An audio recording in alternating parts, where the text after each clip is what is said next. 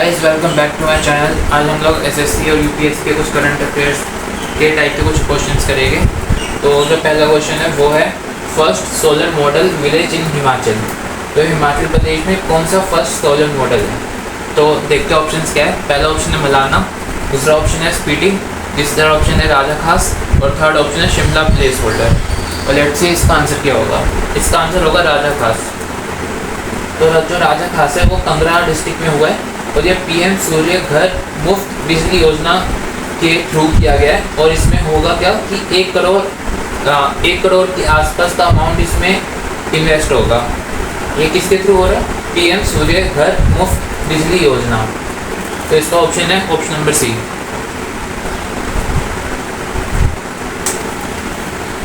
India new transshipment port and ship. तो ये हमें बताना है कि ये इसका आंसर क्या होगा। Which port and ship are tied to India's transshipment push.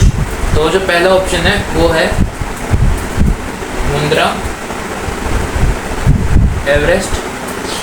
तो पहला ऑप्शन मुंद्रा एवरेस्ट, दूसरा ऑप्शन है एमएससी इरीना, जो थर्ड ऑप्शन है वो है चेन्नई एक्सप्रेस और जो फोर्थ ऑप्शन है वो है एवरगिवन।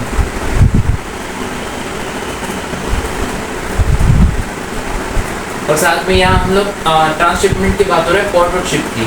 तो यहाँ पे जो मुंद्रा एवरेस्ट है उसके साथ ये भी आएगा मेयरसक,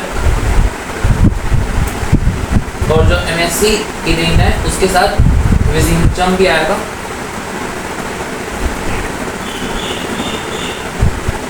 ये पोर्ट और शिप की बात हो रही है इसलिए दो इसमें नाम आते हैं।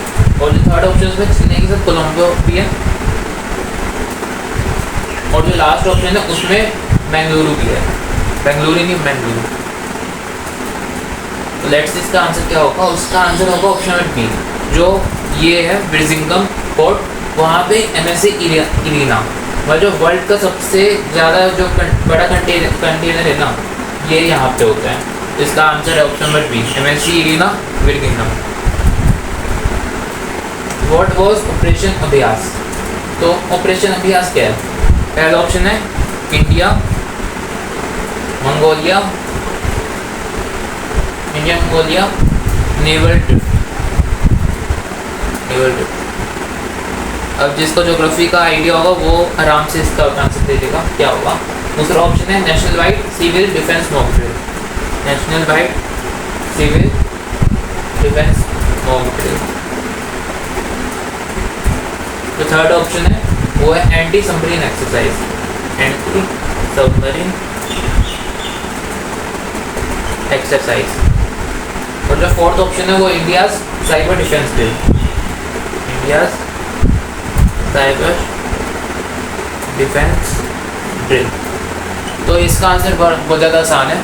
तो जो पहला ऑप्शन है इसको एलिमिनेशन से हटाते हैं क्योंकि यहाँ पे क्या लिखते हैं इंडिया मंगोलिया नेवल ड्रिफ्ट। तो पहली बात जिसको ज्योग्राफी आता होगा मैंने जैसे कहा था, तो इंडिया के पास तो उसका नेवी वाली चीज़ है, बट मंगोलिया तो लैंडलॉक्ड है, मतलब चाइना और रशिया के बीच में आता है, जिसके पास तो कोई नेवी है ही नहीं।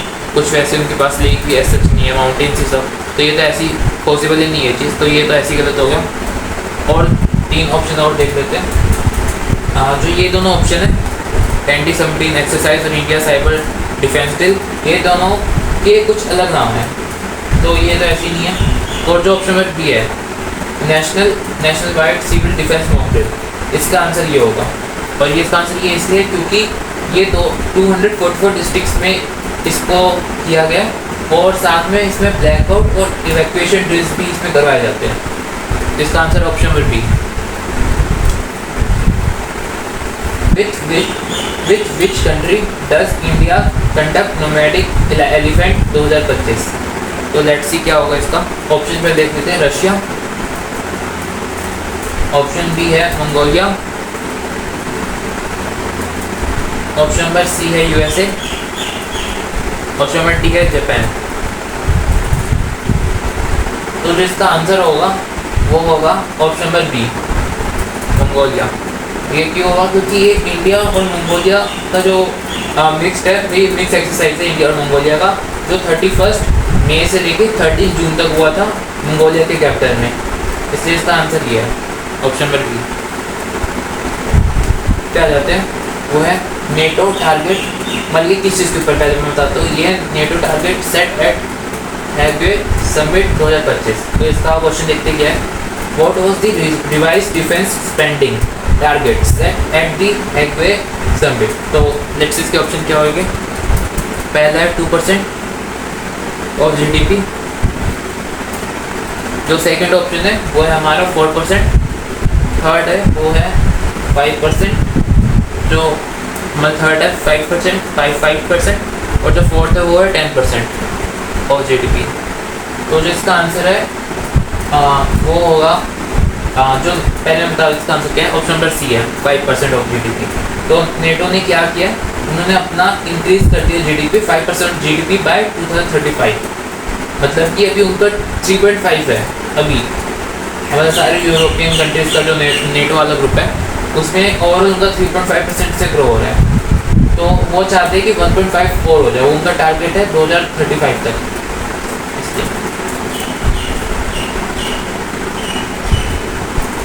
Waste Asian country secretly join the SCO।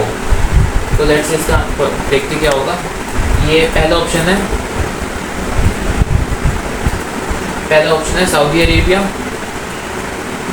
पहला ऑप्शन है सऊदी अरेबिया, सेकंड ऑप्शन है UAE, थर्ड ऑप्शन है Iran and fourth option is Turkey. तो यहाँ पे इसका आंसर मैं बताता हूँ, इसका आंसर होगा option number C Iran. Iran क्यों है, क्योंकि वो फुल मेंबर SCO का बनना चाहता है और वो अपनी ज्योग्राफिक जो स्पैन है वो बढ़ाना चाहता है।